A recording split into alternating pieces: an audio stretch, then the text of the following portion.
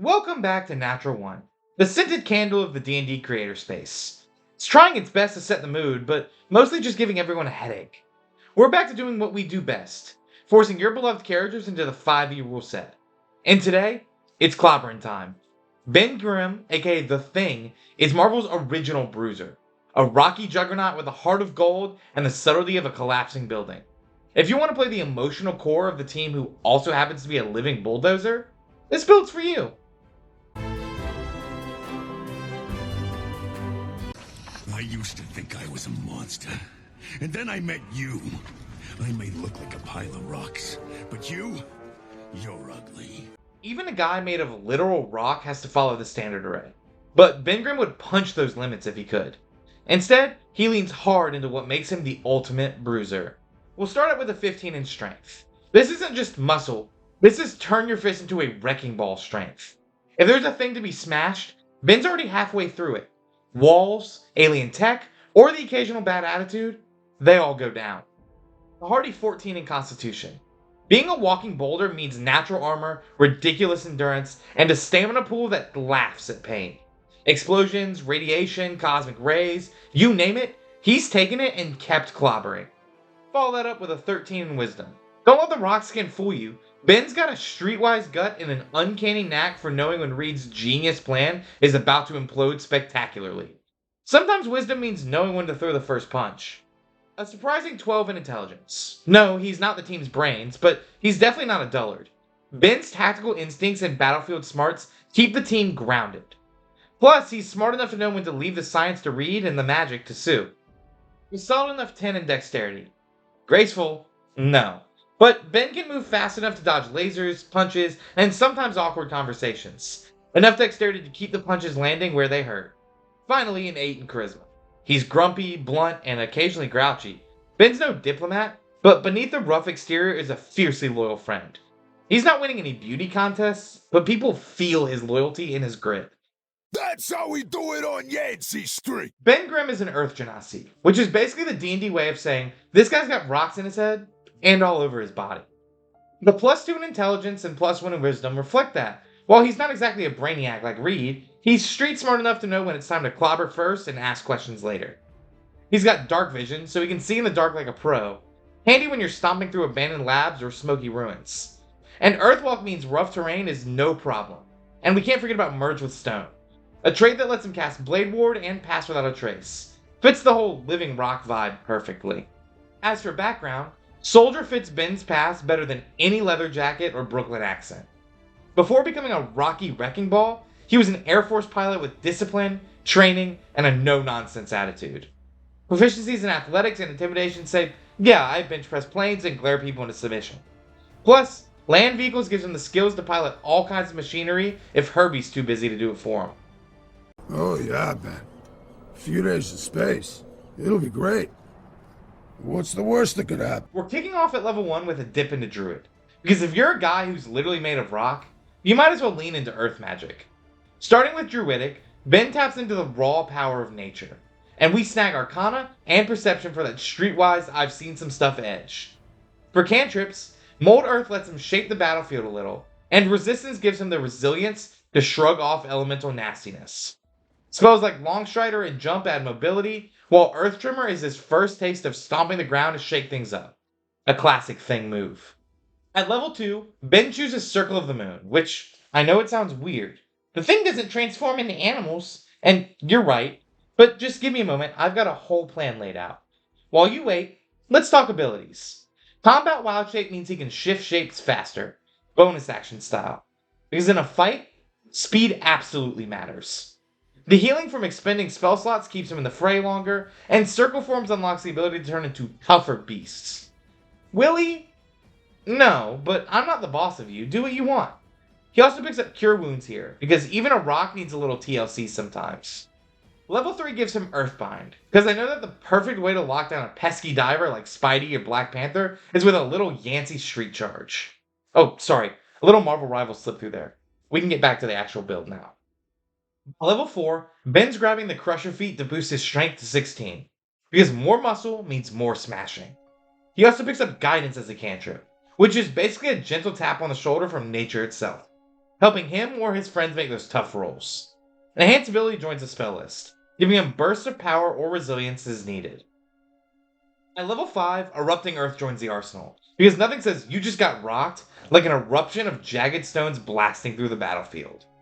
At level 6, Ben's punches start packing real magic. Primal Strike means his attacks in beast form now count as magical, finally getting past those pesky resistances that say, sorry, you're just too rock. He also picks up Thunder Wave, because sometimes you just gotta blast everything around you like a walking shockwave.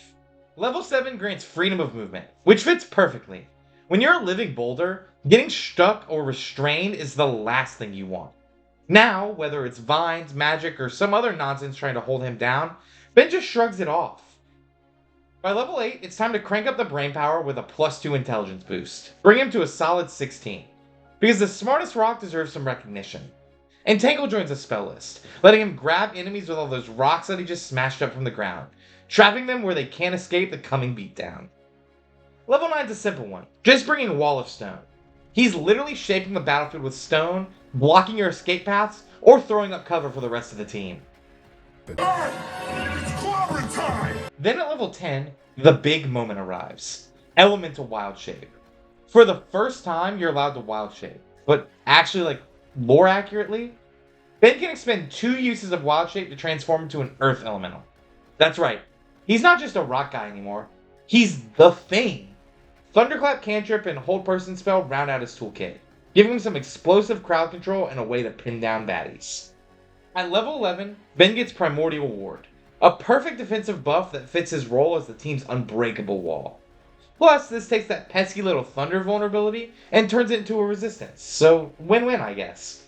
By level 12, he picks up the Strike of the Giant's feat, specifically Hill Strike, because why just be strong when you can hit like a mountain? Alongside that, Hero's Feast shows that even the Thing appreciates a good meal, and he knows how to make it just right. Hurry! Level 13 blesses him with Regenerate, a fitting spell for a guy who bounces back from the worst injuries like it's no big deal. It's healing with a side of rock-solid durability. At level 14, 1000 Forms unlocked Alter Self at will. This gives Ben the flexibility to subtly change his shape. Maybe not his rocky bulk, but enough to sneak, talk, or blend in when absolutely necessary.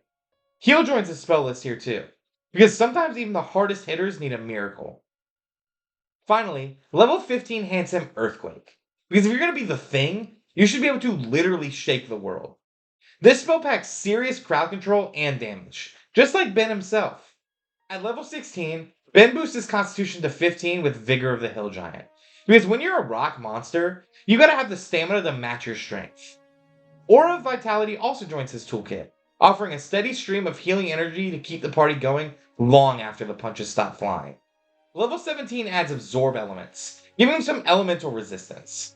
I mean, it's perfect for a guy who's basically a walking rock magnet. By level 18, Timeless Body kicks in, slowing Ben's aging to a crawl. Makes sense, rocks don't exactly wrinkle. Plus, Beast Spells lets him cast Druid spells in any shape he assumes, so even when he's in Wild Shape, he's still got magic tricks up his sleeve. Goodberry also comes along as a handy way to patch wounds without breaking stride. Level 19 brings another constitution bump with the Chef feat, because what's a rock without a little seasoning? Healing Word adds a quick heal option as well, letting Ben or his allies stay in the fight without wasting any time. Finally, at level 20, the Thing hits Archdruid status and never runs out of Wild Shape. That means unlimited transformations and no more worrying about spell components. Because when you're this elemental, magic just kind of flows naturally. To top it all off, he picks up Foresight, or as we like to call it, Foresight. Get it? Because he's part of the but whatever, you get it. Let's just move on. Okay, is this guy good or what? I want to add a couple cloves of garlic. Not because it's not delicious, I just want to add a little bit of zip. The Thing isn't just a rock monster. He's a walking fortress with a heart of gold. Metaphorically, of course. I assume his heart's still normal. Anyway, let's break down what makes Ben Grimm a true powerhouse. He's literally unkillable.